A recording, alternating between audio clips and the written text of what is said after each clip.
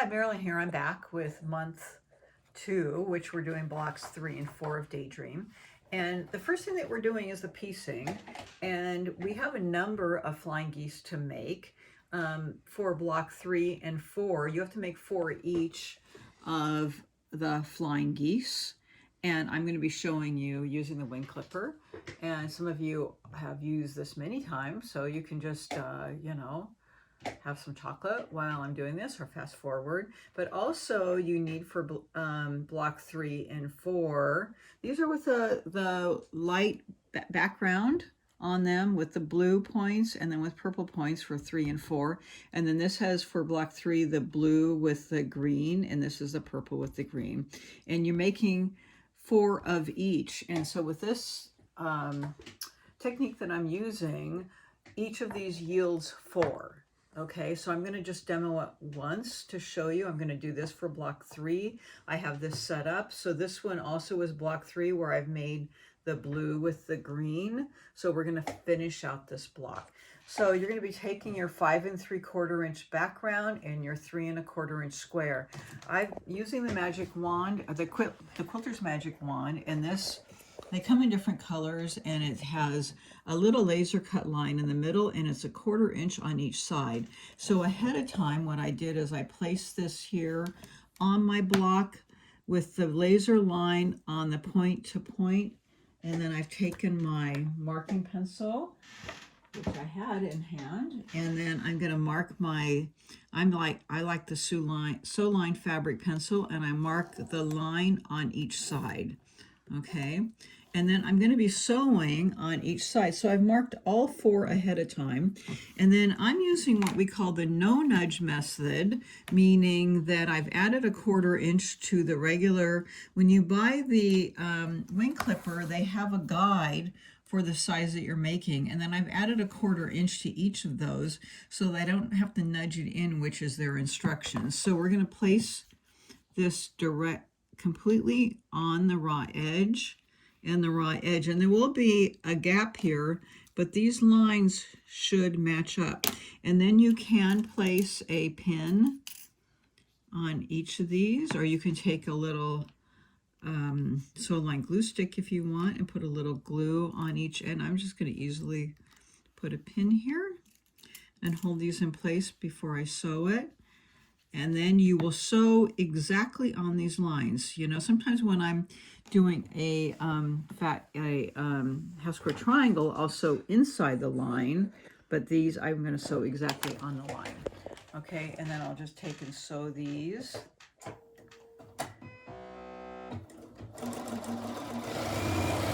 And then if you have a number of them, I would actually take and sew get all of them set up and sew all of these at once. It makes it a little bit quicker. And then you can just run them all through your machine at once.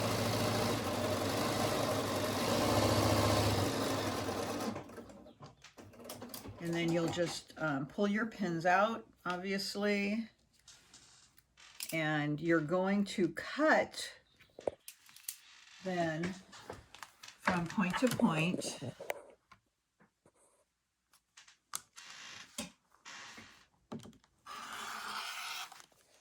Okay. And then you're going to press out. Okay. So let me just press here one of them out. All right, now you have, and obviously you're going to do this for all of them. And then you have 2 of these left.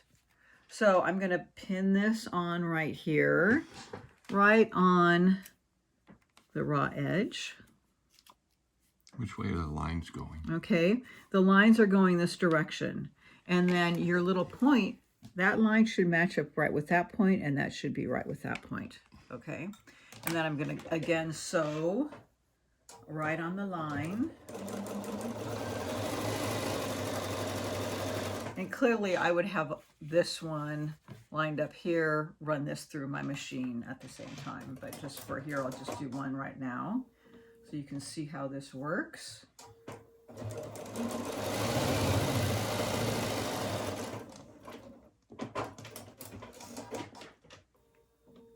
And then and pull the pins out. And then take your ruler. I'm just gonna eyeball it and cut it down the line. And then, oh my gosh, look, I have a flying geese. And then you would do this the same here, and you would have 4 of them. Terrific, right? Yes. Now, when does the ruler come in place? Because you can tell I haven't used the ruler yet. Okay, and then you're going to nicely press these open, and just make sure when you press these open that you have not pressed a little fold on the top, and then you have a nice flat on the bottom. Now this is where our wing clipper ruler comes into play. Now I'm right-handed, so when I'm ready to cut, I have the emblem on my left side, and we're going to be cutting these at 2.5 by 4.5. So you see we have a guide here, and I'll just have my pencil. Here's my 2.5 line, and there's my 4.5. And this V is going to go right in the V of the wing. Here's my wing right here. Okay, you see that right there and there. So I'm going to take my first cut and cut here and across the top. All right. And then I would do all of mine. So put this one here. I cut all of them the same way at once. Like if I have 10 of them, I do all 10. And then I'm going to flip it. And I love Deb Tucker's rulers because there's always a second line up. Now, this is going to be my 2.5 in the corner and 4.5. And this little X should be right in the X at the top.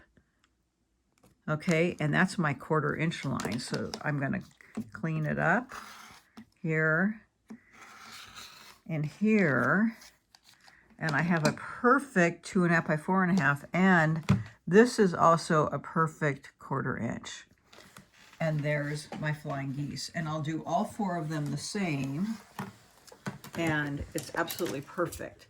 Now I've already cut down these, so this, if you look at the picture on the other side, this is what my flying geese should be, and I have to sew these together. So this one's on the top, and this one gets sewn like this. So I have this and this. So these have to get sewn together in a pair.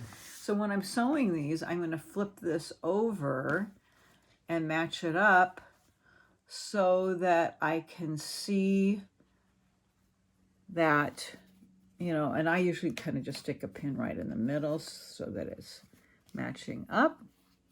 Or you can put one in the end. But when I'm sewing, I'm going to make sure that my needle is going to be just barely below that intersection. That way I don't lose my point. Okay? So I want to sew it on the top so that I see where my intersection is. So I'm going to sew all of those together. And that's... I don't have these other ones made, but you could see, are sewn down, but you could see that that's where my block would be. And I have the other one here. It's not cut down yet, but you can see this. Okay. Now the other thing you have to do is you have to sew your strip sets together. So you're going to sew your light with your purple. And I have a strip set. I've sewn a couple together, but these have to be cut in 2.5 inch segments. So the only thing I want to mention about that when I'm cutting mine down is, number one, don't use your table as your guide, your mat, but use your ruler because they're completely accurate and they compress your seam. So the first thing I want to do is cut it a little bit wider to get that first cut well. And I'm not cutting off the bottom in case it's a little jaggedy, but I'm using the seam as my cut line, my measurement line. I'm going to cut it in just a little bit. And then I'm going to turn it and then use that as my 2.5 inch. So there's what I'm using as my guide. So I'll use my pencil to show you. So here's my 2.5 inch. And there's my line that I'm measuring off of. Okay. And then, you know, I'll always cut a couple of them. I'll cut like 3 or 4. And then I'll re-square it up again in case it gets off. Because if it starts getting a little cockeyed, then these won't be square. They'll be some other mathematical shape. Okay, and then there's our 4-patch. Now, I also failed to mention, but when I'm sewing these together, I'm pressing towards the dark. So I press towards the purple. And then when these go together, they'll nest very nicely. And I just kind of push them, and then I feel where that nest is, and I push it down, and then I will, somewhere my pens ended up, I'll put a little pin in there. And I love these glass head pins that we have at the shop. They're very thin. So you can see I have some white pins in my pin holder. I use these just when I'm like precision pinning. I have to like place something in, but I don't use these normally for my regular pinning. I use these little yellow glass head and blue. They come in a package. They're very thin, and then they really pin nicely, and then I can confidently sew slowly through them, and I won't ruin my needle. Okay, so then I can sew that, and I know I have it nicely nested, and it will match nicely. And I'll sew those together for my 4-patch, and then the dark color will be placing in. So it's a pretty easy block once you have the flying geese in, and then we have the opposite color going here. So if you look down on this block, we have this with the purple, and then we have the purple background with the lime color here. So both of them have the lime, but here we have the blue with lime and then the background with blue. So it's really just the two colors. And now we have a little bit different 4-patch. Here we have purple 4 patches, but here we have a 4-patch that has the blue with lime in it in the different colorway. So just 2 different colorways. The one that I demoed, and then we have a different colorway going in here. But if you follow the color guide, so we have block 3, the one that I'm demoing, and then block 4, which is the layout, but it's very easy to follow. And just follow the 2 color guides, and it's a pretty easy block to piece. And then what is our finishing size? Our finishing size should be 12.5-inch square raw.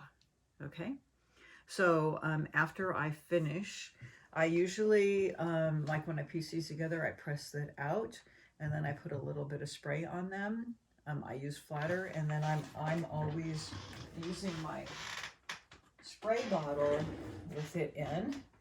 So mine actually has our tag on it, and it says flatter in it, so I know what's in it in case I decided to put something else in it, but I generally always do, but I spray it and then press it. So like here, I'll have this.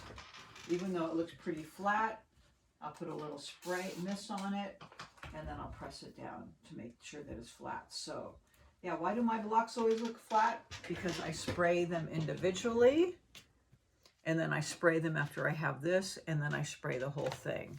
So I'm making sure that I don't have any folds in my block, but then I'm also making sure that it's getting up to size once I have it pieced together. So again, check your cutting, check your seam allowance, spray as you go to make sure that it's nice and flat, and then I do it at the end. So my blocks are really hitting 12.5 inches. Don't cut it down if it looks too big, because you don't want to miss your points here when you're piecing, and that's the danger if you cut it down afterwards. Okay, so if you have issues, reach out to me, please, but enjoy it and have fun with month 2. We'll see you next time. Thanks.